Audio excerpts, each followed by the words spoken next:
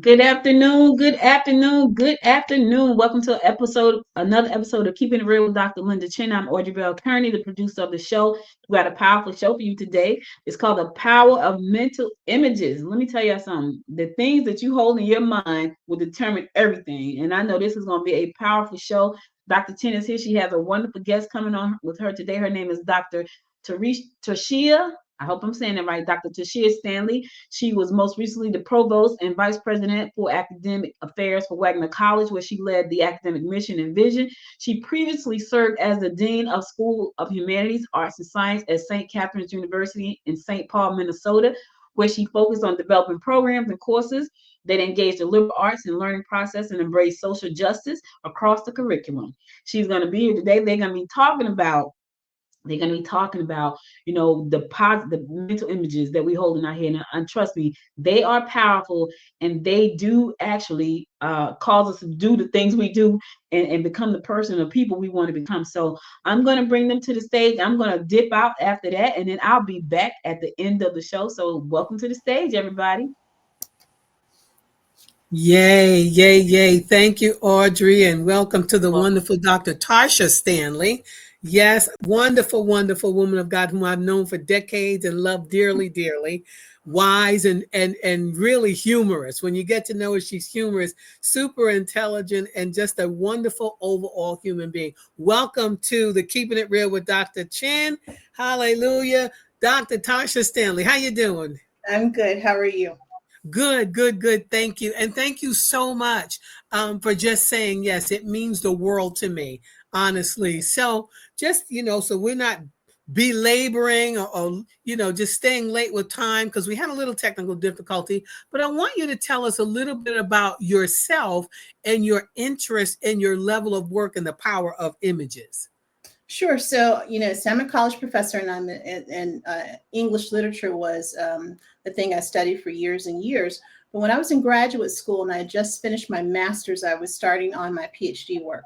And I'd always been a film lover. I'd always loved, just film and television. And I was that kid that, whenever I was watching television, I couldn't hear anything else. And so I'd get in trouble all the time because, I'd go deaf because of whatever I was watching.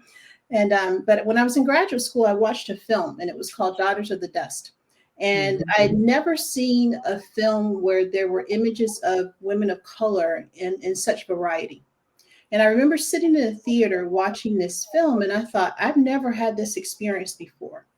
And I remember thinking, images are so incredibly powerful that I think I want to study them.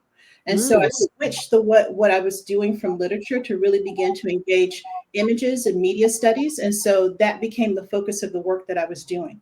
And so I finished out my PhD work and really looking at media and images and how powerful they were, and particularly what images we were seeing of people of color at that particular time. So looking at how we were represented in the media.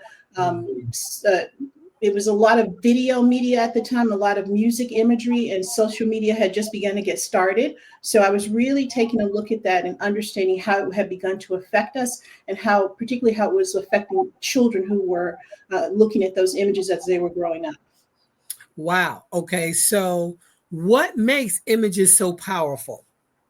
Well, the images that we're seeing, everything that we do, an image feeds our imagination, and Mhm. imaginations really create our reality.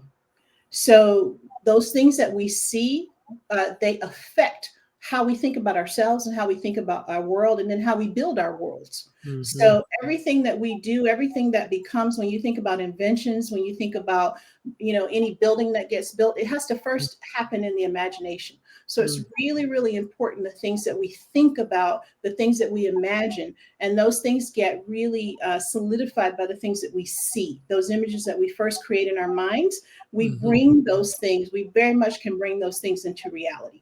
So those things that we're influenced by are the things that we really are seeing on a daily basis. Wow. So really, you just defined imagination, Mhm. right? That power of forming mental images of what is actually not present, right? The same power of creating mental images of what's never ever been actually experienced. Though that's really what you're doing, is defining Mhm. imagination, creating images by combining previous experiences, I mean, I just love it. So then, why you talking about children and what happens even from a childhood stage? Why is it important to limit our exposure to violent and hypersexual imagery? And then why is it especially important in the case of young children? So the first question is, why is it important to limit the exposure? Because those things become normalized for us. So the things that we see most often, the things that we see that are repeated for us over and over and over again become normal. So, so when we think about our exposure, particularly to violent and hypersexual images, we're the first generation to experience those things on a daily basis, and the number of times that we see them on a daily basis. So they have an effect on the way that we live out our lives. And so seeing those things, like I remember one Saturday I was cleaning up, and I love like all of those CSI marathons or whatever. And I remember I started out the morning, and by the evening I thought to myself, how many dead bodies did I see today? I remember asking myself that question and thinking, wow, what did I just spend a whole 10 hours doing? Wow. And what effect has that had on me? Because I just watched this all day long. I just got caught up. And I thought, what effect does that have on a little person who can't distinguish reality from fantasy? And so those things becoming normalized for us, and we begin to then create a way of thinking and a way of relating to other people that can become really dangerous, because those things no longer are, so we're not moved by dead bodies anymore. Those things don't become for us a thing that is abnormal. They become normal for us. And we can see the effects of that in our society. We don't think that, the way in which we're supposed to have sympathy and empathy for other people is no longer in effect, because those things to us aren't fantastic anymore. They aren't abnormal. They become normalized. Wow. And good afternoon, Ms. Felicia Jacobs. Thank you for joining us today. So the fact that they become normalized, really, that's kind of, it's sad and it's scary in that how many of us have permitted the television to babysit our children, right? Sometimes that's the best people could do. We're not judging anybody here. We're simply having a discussion.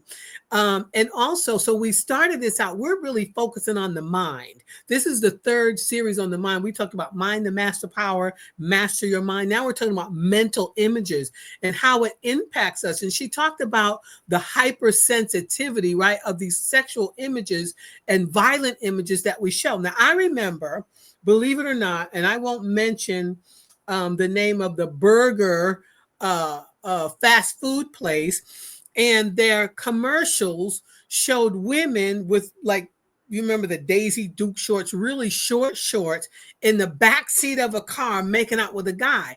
And I thought, what does this have to do with hamburgers? Like, what does this have to do?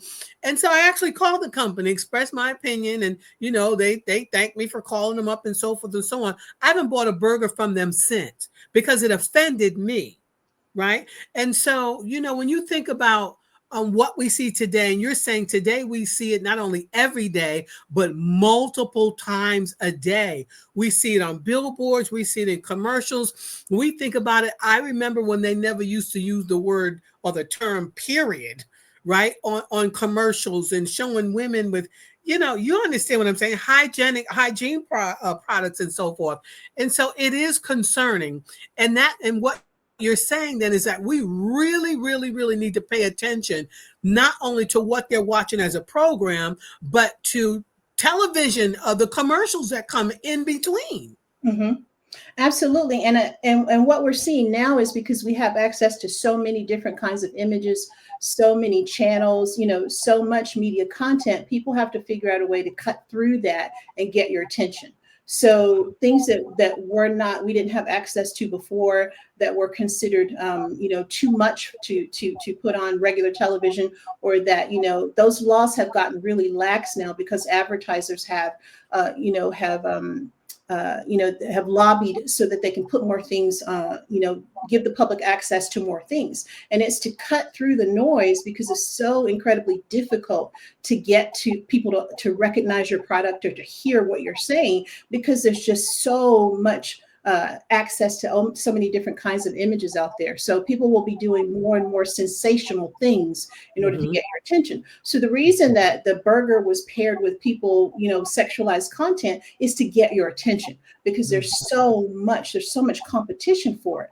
And so there's just this bombardment, and the more you are bombarded, the more difficult it is to get your attention. So the more advertisers are going to do extraordinary things. They're going to go to extraordinary lengths then to create content that will cut through the noise to get your attention. And so, as I heard someone say, he said they do it and they get away with it because sex sells. Mm-hmm. Sex sells. So how can we be vigilant regarding the constant exposure to these images, to media and social images? How can we be more vigilant with our children in particular? I think you have to understand that yes, you have to limit the content for children, but you also have to do it for yourselves. So it has to be particularly, I think, a family affair. You have to really think about how you want to limit your entire family, and everybody has to work toward that. There are lots of studies that are out. The American Psychological Association, there are so many think tanks that do studies on how much content children are getting every week. And you really have to think about how many hours you want to expose your children to whatever the content is, whether it's where you think it's good content or whether you think it's harmful. Think about how many hours that is, and then think about how you want to limit that, and then how you want to fill that gap, right? Because you got to fill it. And so think about how, as a family, whether you're a single parent or you have other folks who are helping you take care of your kids, how's a village do you want to limit their contact, and what do you want to replace it with? Because there has to be something. I myself was a single parent who was doing this work and was raising my daughter at the same time, and had to make decisions about, well, what will you fill her time with while you're studying these images? What will you do? And so having to figure out what images did I want her to be exposed to, and how would I have them to be delivered to her, and who was going to help me with that, because you can't escape everything. Right. But also having conversations with your family, with your children, about images and about the intent of the image. What is it that the image wants you to do? There are other countries that don't allow advertisers to advertise to children under certain ages. So you will not see toy commercials. You will not see commercials during children's primetime programs. You won't see those commercials that are aimed at kids under certain ages, because they recognize how susceptible they are to certain kinds of images. And so it's about making decisions with the children as well, as they become age appropriate, and helping them understand that advertisers want certain things from them. So giving them tools as well to help them, because you're not going to be with them all the time. So give them some tools to understand what it is that folks who are showing these images, what they want from them as well. So I have a niece, and she's got a son. She has a couple of children, but she's got a son who's 5 going on 6 now. But I kept them while they were away for a little more than a week. So I had good time and exposure with them.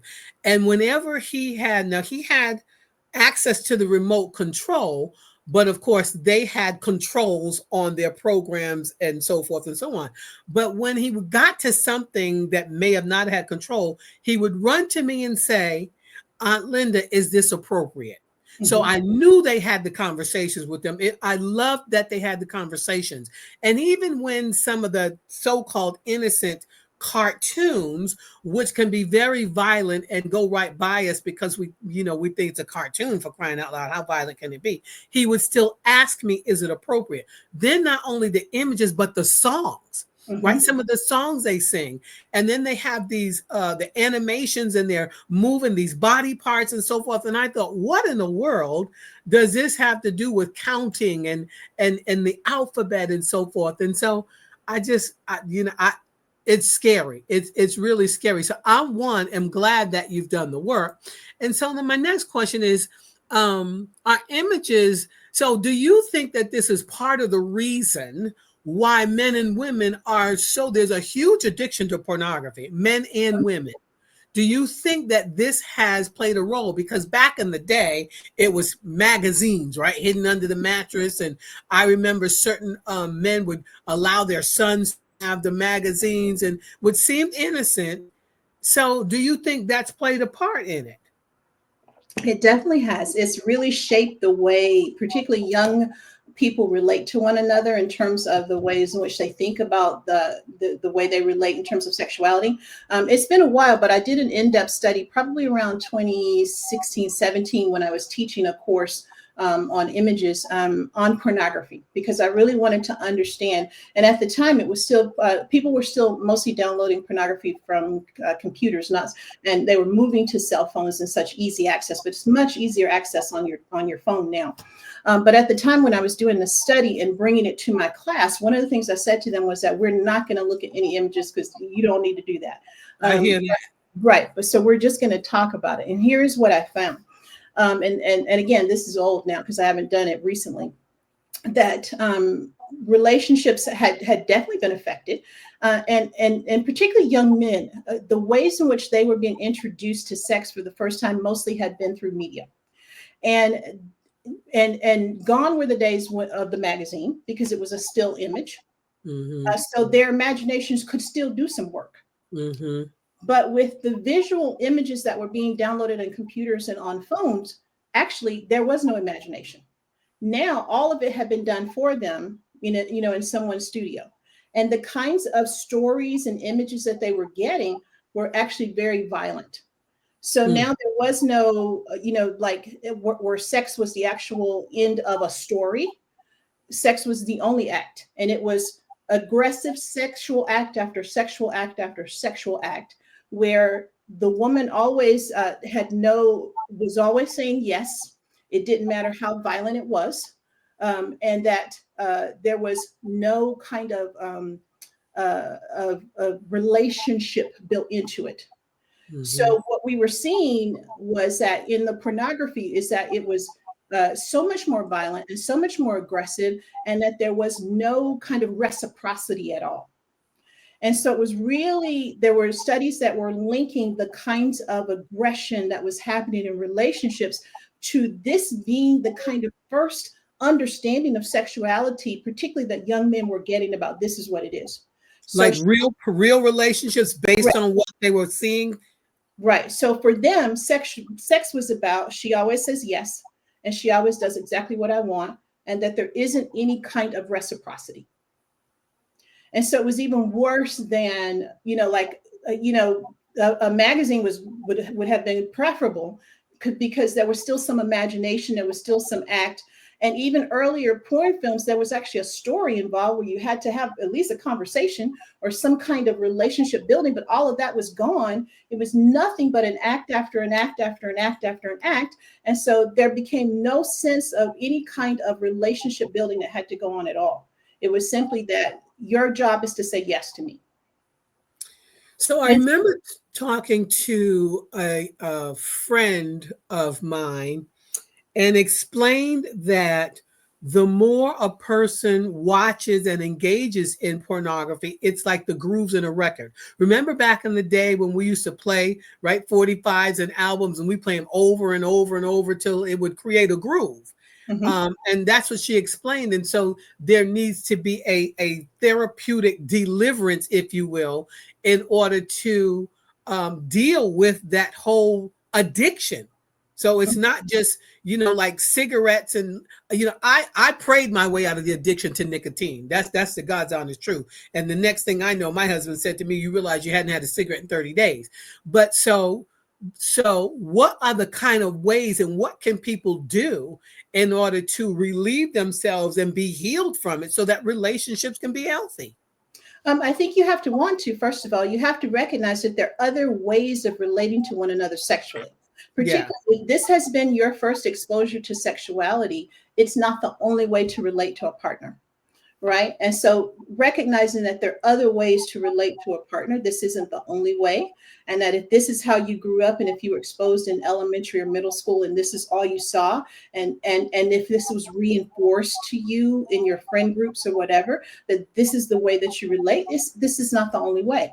And you have to recognize, particularly if you feel like this isn't the way you want to relate and you've had difficulty, there is another way. And so recognizing that, first of all, seeking help, there's lots of help out there for that. There's help in terms of spiritual help. There's help in terms of therapy. There are all kinds of ways to get help, and recognizing that it's not just a male thing.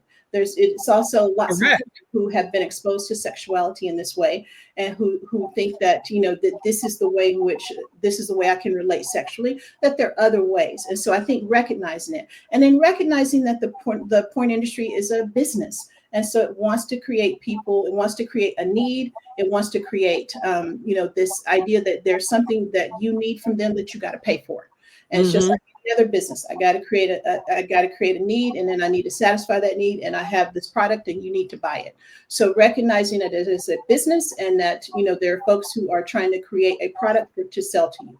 And so I think looking at those things as well, and then finding a support group, finding people who can help you, and not being ashamed, right? Not being ashamed that this is something that's right. I think is really important. So then, are images that play on the screens of our minds only generated by what we see with our eyes?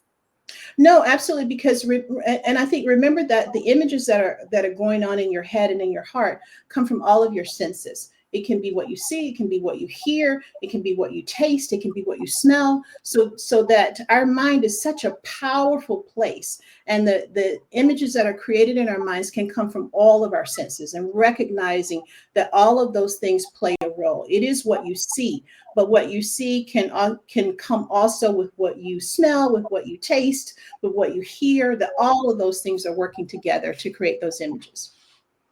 So then, do you think it's true that the subconscious mind can't really distinguish between a vivid imagination and what's reality? It can create a reality, I think, especially for young folks, so particularly for children, it's very difficult for kids to distinguish. That is why there's always that moniker, don't try this at home. It's very difficult for kids to distinguish what is reality and what is fantasy. And so, which is why we have to protect them from that, and be very careful to protect their worlds until they can make those distinctions for themselves. They can't tell.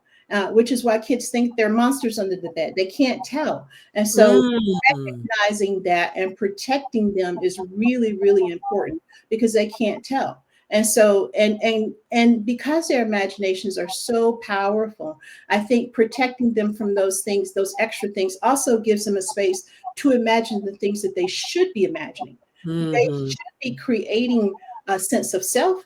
They should be creating spaces to learn the things that they need to be learning in school. They should be creating positive images of themselves. They should be creating, these worlds in which they want to live. They should be building very positive, powerful images of themselves. And they won't be able to do that if they're inundated with these other things.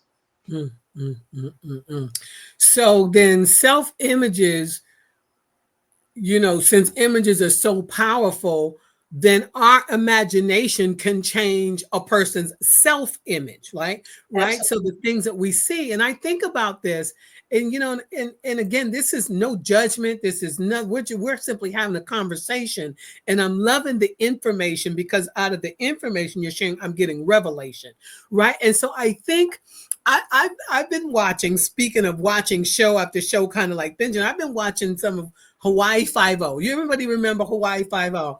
And I was looking at the things I see right now, like the short cheerleader type skirts and the bellies out. I was seeing that's what they were wearing back then, right? The eyelashes. And so then we have the shapers, the body shapers. And it seems to me that most people that I know do not have a good self-image, because of what we see somebody else looks like. We want to be slim, rather than doing the things we need to do in our diet and exercise habit. We will buy things. And, if we don't have the type hair texture that we like, we'll buy hair.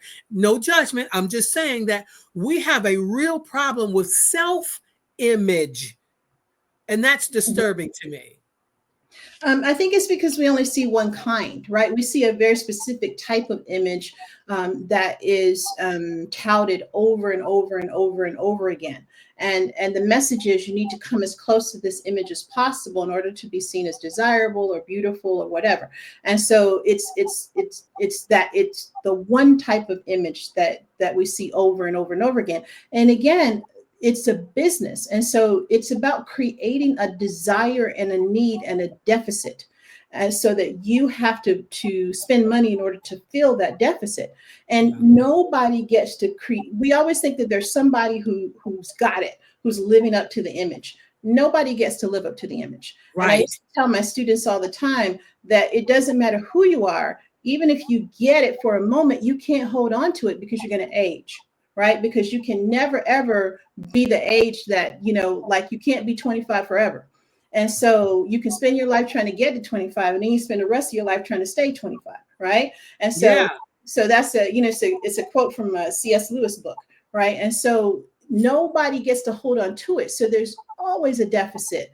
There's always a place you're trying to get. It doesn't matter who you are. And so there's this constant place in which you're having to spend money, in which you're always experiencing this loss of self in order to make someone else rich.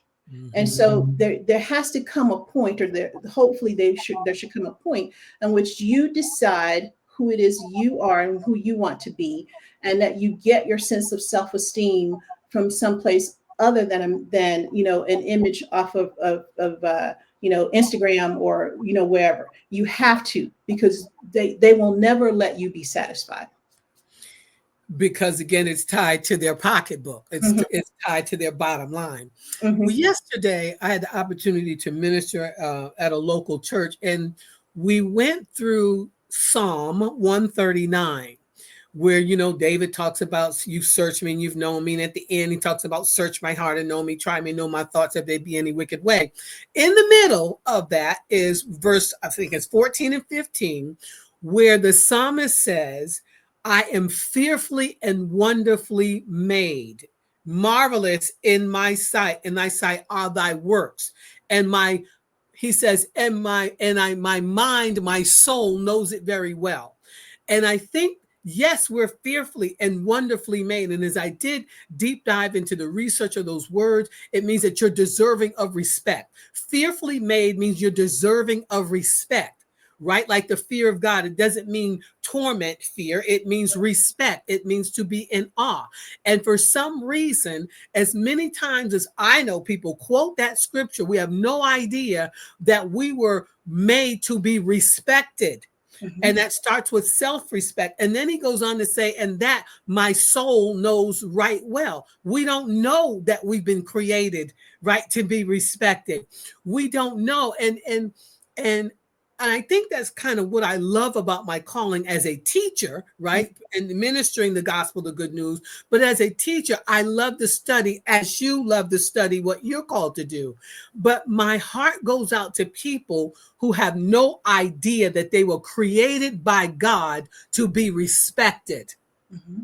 And that we're marvelous. It's marvelous in his sight.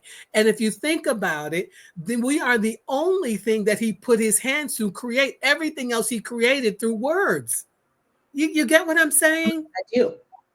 And so what can we do to get people to know that you were created to be respected, and to know it in your mind, in your will, and in your emotions, that that's how God created you? I think that you have to know, you have to be able to feel the love that God has for you.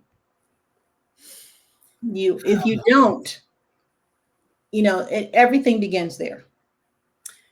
You have to feel the love that God has for you. And a lot of times we don't feel that. Even in our own personal spaces and our own homes, not everyone knows how to show the love of God. Not everyone knows how to express the love of God, which we know is unconditional. Like God doesn't care. And I have learned experientially that when a person least deserves it, right, It's when they need love the most, when they least deserve it, when they've messed up, when they've fallen down, when they've done something, even in willful disobedience. That's how God loves us. There's nothing we can do, we know this, to make him love us any more and any less. And so my hope is that someone is listening to this and knowing that that we have got to learn, do everything that we can to learn the love of God. And for me, I learned it. I'll be honest. I didn't learn it at home. I learned it through reading the scripture. Mm-hmm. That's how I learned the love of God. Because when I went from the beginning, from Genesis to Revelation, well, just in the Old Testament, I thought, how many times have we messed up, been disobedient, created idols, worship things other than God, worship people other than God, and he keeps loving us. He keeps taking us back. He keeps blessing us. He keeps giving us. He keeps providing. You will see that not just through every book, but even every chapter almost in every book of the Bible. And so I'm hoping we encourage somebody to read the scriptures even today. Absolutely. Right? Absolutely. Yeah. This is keeping it real. Yeah. Absolutely. I can't leave God out of keeping it real with Dr. Chin. I can't leave him out. While the topics are practical, and we thank God for your wisdom and your insight and giving us some instruction, we cannot leave out God. We cannot do it. And so I want to bring Audrey back on to ask her, because she started out talking about how powerful images are, right? She's in media. That's her work, right? She is a podcaster. That's her work. And so I want her to come back on and tell us what she got out of this conversation and some of the things that you relayed to us through your great wisdom, insight, and experience. This has been truly powerful. I'm over here writing notes, as I always do, because if I'm not writing when Dr. Chin is on by herself, I'm writing when she has guests. One of the things, I had a flashback. So I invented the first plus size fashion dolls. And when you think about a plus size fashion dolls, they're twice the size of Barbie, the same height, but Barbie may be a size 2, and the dolls in real world be a size 14. That was how we designed them. I remember getting this email from a woman. This was years ago, like 20 years ago. And at that time, let me tell you how old it was. I had AOL. That was my email server, AOL. That's how old it was. And she sent me a nasty gram is what she sent me. She said, the audacity of Black women. You know, I'm walking around wearing a muumuu, and you have on, like, I think I had on like some black pants or something, and like a cute shirt, right? But she couldn't see herself wearing that. Me, on the other hand, when I was in 8th grade, when I moved to Jersey, I was in 8th grade. I had 2 teachers. My math teacher, she was plus size. My science teacher, my social studies teacher was plus size. My math teacher told me, she said, you're a plus size girl. She said, you always got to look cute. That's what she said to me. And I was in 8th grade, and I went home and I told my mom, and my mom took me shopping. I remember going back to school on Monday with these black jeans on and a black and white shirt. So that has been an image that was burned in my head in 8th grade. And so when you think about the mental images that people hold of themselves, I couldn't see myself walking around with a muumuu, but that's all that woman could see herself walking around with. That's all the mental image in her head saw for her as a plus size woman was a muumuu. And at first I was like, what the heck is a muumuu? Because I didn't know what that was. Yeah. And it was like, oh, it's one of them big dresses. I was like, oh yeah, no, I would not be wearing that. But that is so powerful. And for her, it was the audacity. So that brought back that memory for me. When you said that, the other thing I thought about was how much we see these images on television. Anybody who knows about the advertising industry, in order for somebody to buy something, they have to see it at least 7 times repeatedly. Well, we see this on a daily basis, 7 times in an hour. Forget it, just repeatedly. So I can see why that would be something that's burned into somebody's memory forever. Dr. Stanley, I did want to touch on the subconscious mind about this thing, because what you said was, Dr. Chin asked a question, is it just the things you see? And you said, no, it's the things you hear, it's the smells, it's the taste. That is so powerful.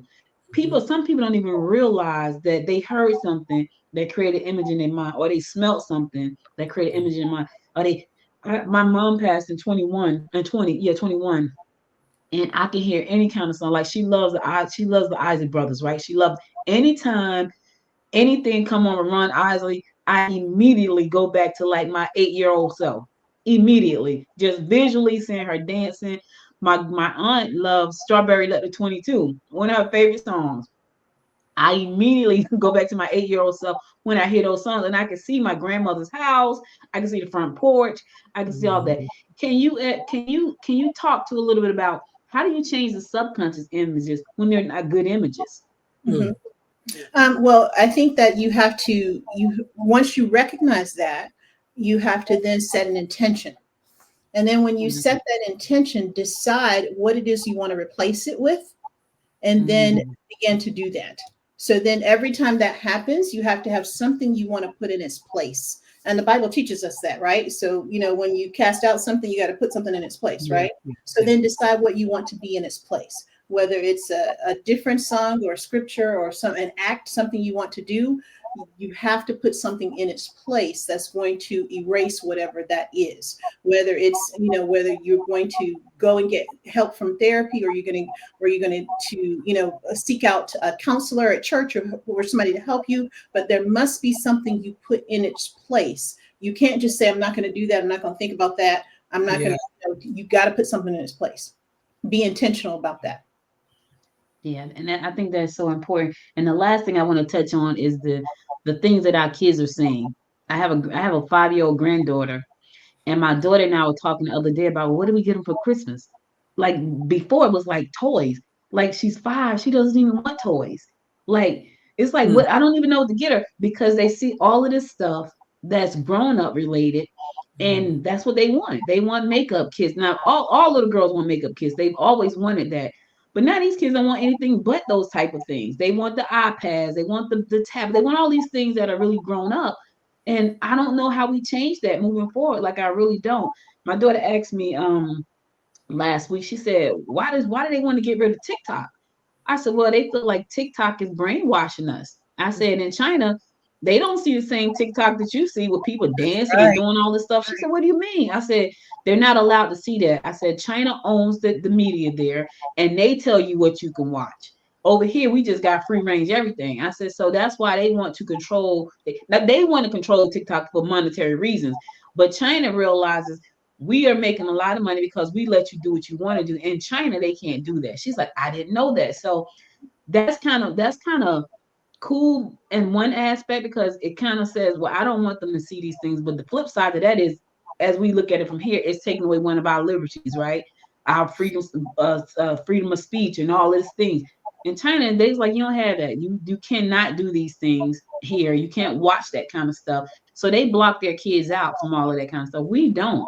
And my granddaughter, my daughter had to take the app off of the TV. Like the smart TVs come with all of the apps. She had to go remove all of the YouTube apps off the TV in my granddaughter's room because she knows how to turn the TV on. She knows how to turn the apps on. So she took them all off. So, I think that I don't know how we change that though, like because it's everywhere. I would say, again, enlist the village and be radical, right? Right. So yes. In the village, take the television out of the room. Explain why. Have television in one room. Make sure there's a certain amount of time for television, and make the child earn it. Here's what you have to do in order to watch. Here are the things you get to watch. And then have someone watching with the child, and then say, let's talk about what you just watched, and let's have some questions about it. And then I would say also, if you're thinking about what to get, sit down together and say, what do we want the child to be interested in? Maybe instead of makeup, why don't we get her, maybe we'll get her in a pottery class. She want to do something with her hands. Let's put her in a pottery class and let's say, why don't you make something and earn whatever it is that you want to do? I think there's so many, and figure out where the gifts and the talents are. I think what we're doing is letting the world tell us what our kids can be good at. And so figure out, and maybe she's a gymnast, or maybe she plays the guitar, or maybe something. But again, when you take something away, put something in its place, right? And I think, and let the kid in on it with you. Say, hey, we're going to work on this together because this is what we don't want to do, and this is what we do want to do. And I think that might be a strategy, but you got to get everybody in on it. There can't be a set of folks like, I didn't allow my child to play video games. But then the grandparents keep wanting to deliver video games, Mhm. and I would say, and it's going right in the trash can, right? Mhm. Because I've said this is what we're not going to do. Mm-hmm. Yep. Here's what we can do, right? And it takes a lot. It takes an incredible amount of energy, which is why you got to get the village to work with you. But you've got to be able to stand and build a fence around the child until Mm-hmm. the child can do it for themselves, right? Because Mm-hmm. they're the most precious resource that we have. So spend whatever you have to spend, any energy, any amount of money to protect them and till they can get into the place where they can do it for themselves. But enlist the village and say, hey, village, how are we going to get this one through so that they don't end up like everybody else? I You know, love it's it. interesting. When the baby was born, I instantly became the weakest link, right? So, and I think that's a grandparent thing. I think that's a grandparent thing because my mom was, I would hear my mother tell my daughter when she was a little girl, stop that, you know your mother gonna get you, right? So when I became a grandparent, it was like, stop that, you know your mother gonna get you. But my daughter had to tell me just what you just said. When I say no, it has to be no for you too. Yes. And I was like, oh, okay. Because I can't say no at home and then she comes to your house and do whatever she wants to do. So it became no across the board. And my granddaughter would try though. She would try. But when she said no, I was like, nah, your mom said you can't do that. So now she knows that she can't. It's kind of like when your kid said, hey, can I do this? Yeah, it's like I can't do that. So that was one thing. And I thought about the Christmas gift. So I said to my daughter, I'm getting her a keyboard with an app so she can learn how to play the keyboard music. She goes, oh, that's a great idea. I didn't think about that. Yeah, that's what she's gonna get. Like And she not likes only music. that, and if she likes music, that's what Dr. Stanley was saying. Yep. Find their interest and build. That's what you call Mm-hmm. training them up. And I Yep. think a lot of us don't want to. I hate to say this, but it seems as if the modern day parent is more focused on career than really raising up children Yeah. in a way, right? More important that they're involved in this and this and that and the other thing. And when they're involved in these other things that require them to be around other people, that influences their self-image as well, right? And it's Yep. just important, if we're going to raise up chickens and raise up flowers and everything, you understand what I'm saying? Put that energy into our children's children, nieces and nephews, the village. But the one word I want to focus on that you said, Dr. Stanley, was radical. It must be radical. It must, Yeah. even if it appears to be radical, that is okay. At the end of the day, so that our children, grandchildren, our village is healthy, radical seems to be the order of the day. Radical. Dr. Stanley, I'd like to give you the last word, if you would, please. Well, first of all, Dr. Chin, thank you so much for inviting me. I really appreciate it. I think this is really incredible work that you're doing, and we need more of it. But I would just say to everyone who's listening, just that this isn't just a message about kids; it's about everyone. About being Yes. careful what you see. Your mind is incredible. It is the gift, the playground that God gave you from that is His own. It's a reflection of who He is. Just like He can build worlds, so can you. And so Mm-hmm. your imagination, it feeds your mind, and then your mind builds your world. And so build the world that you want, and stop letting other people build your world for you. Love it. Love it. Remember, you were created to be respected. Start with yourself and let it trickle down to the children. Thank you. And Audrey, thank you so much for all you did and with our technical difficulty and helping me behind the scenes. And Dr. Stanley, we thank you You're so much. welcome. You're an incredible person, Audrey. We love you. I love Oh, thank Audrey. you. And I love you, Dr. Chen. And let me tell you something. I just text so Dr. Stanley, I just text Dr. Chen. She's good. I just said you're good. You know, she has a lot of amazing people on the show, but just your energy and the way you explain things, it was so like people can just sit here and listen and get it because it was that clear. And you could feel like what you were saying because it makes so much sense. Even when it came down to like pornography, I'm over here cringing like because that was always my thing. There's no storyline. Like, that sucks. So I'm not watching that. Ugh. Right. So, but I'm not judging, as Dr. Chen say. I'm not judging. Yeah. I'm just saying this is a conversation. Just keeping it real. Listen, hope you guys enjoyed this episode. Listen, share this episode with somebody. I say this every 2 weeks, but I'm saying it again today. We're gonna be on Thanksgiving break. Share this episode with somebody so they can sit down and listen to it and think about what on Thanksgiving what they're gonna buy on Black Friday for the kids. Because somebody is gonna go shopping at 12 o'clock Thursday night or 12 o'clock Friday morning because it's Black Friday or Small Business Saturday or Cyber Monday or Giving Tuesday. It's gonna be one of those. They need to watch this episode first because right now we still control those kids. We can still shape their mindset. We can still help them create those images because they're kids, we're the adults. So before you do anything, share this episode, go to the website, lindachenministries.com to support Dr. Chen and the work that she's doing. I want to thank Dr. Tasha Stanley for being here today and just explaining what she explained so very eloquently and just for the average day person to really get it and understand it. We'll be back in 2 weeks. You guys have a wonderful Thanksgiving. Enjoy. Don't eat too much turkey. Don't eat too much cake. All of that stuff that we normally do. Don't do any of those things.